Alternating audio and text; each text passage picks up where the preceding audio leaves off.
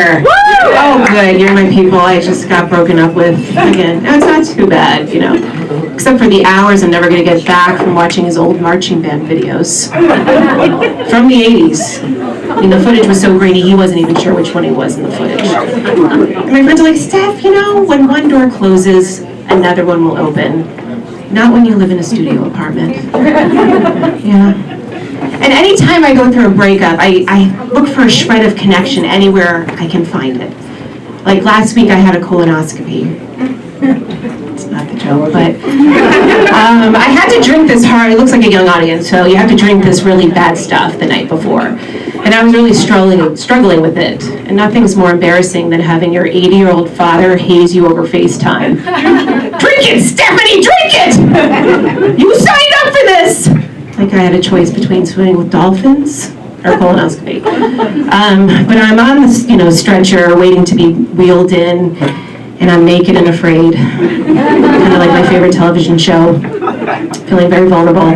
And the doctor comes in, and I guess he senses that I'm really nervous. So he goes to put his hand on top of mine, but I think we're sort of having a moment. So I interlace my fingers with his. So we're just staring at each other awkwardly. Like this isn't a match. So yeah, it's not an option. So I'm back on the apps to see what's left. In your 40s, there's not a lot. Like these guys, they've completely given up. I mean, they don't even have photos of themselves. Just sad landscapes. Should I date Central New Jersey? Perhaps, because I used to get matches in my 30s, and then as soon as I turned 40, it was all downhill. It's like going to a store and seeing something for $39.99. You're like, not bad. And you see something for $40, you're like, ooh, that's way out of range. That's how I feel. Not a lot of inventory. I start swiping, they're a mile away. And then after 5 minutes, I'm forced to look at what's been shipped in for the night at Newark Airport, which is like Burbank to LAX. But I did start talking to this really cute pilot. A couple tags, he said I was cute. I'm like, He said to meet him for a drink at 11 p.m. on a Tuesday night at his hotel. Can you believe the nerve of this guy? I don't know. The really annoying part was in the Uber on the way there.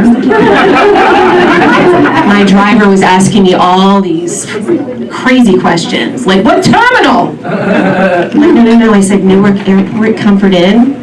He's like, what are you doing there?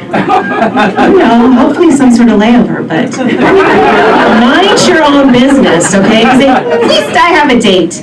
Normally I'm just sitting home alone, stalking exes on Venmo.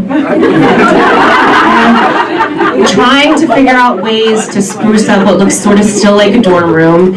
So I decided, I should get one of those task rabbits. You guys know about task rabbits? You can say, I need help, and I needed these pictures hung up, so I got one.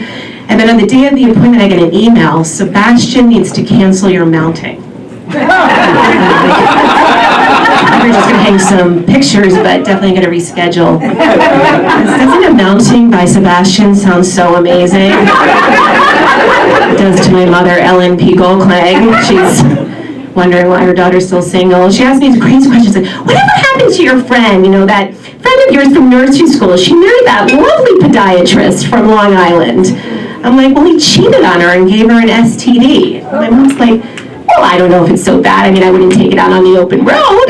I'm like, what? She's like, an SUV. I said, STD. She's like, well, you are, almost 45, so. But I was looking for, maybe a man on the streets of New York City, so I went out on the block of my apartment, and there's some crime happening in New York, and I see this guy stumbling toward me. He's drunk, he's got a beard, it's 10 a.m., he's still wearing a hospital bracelet, got a bag of hospital clothes. I'm like, is he gonna punch me? Is he gonna slice me? I don't know what he's gonna do. It was way worse. He looked at my stomach and said, congratulations. I'm not pregnant, but at least he thinks I'm having sex, which I am, because the other night I did get mounted by Sebastian. Anyways, that is my time.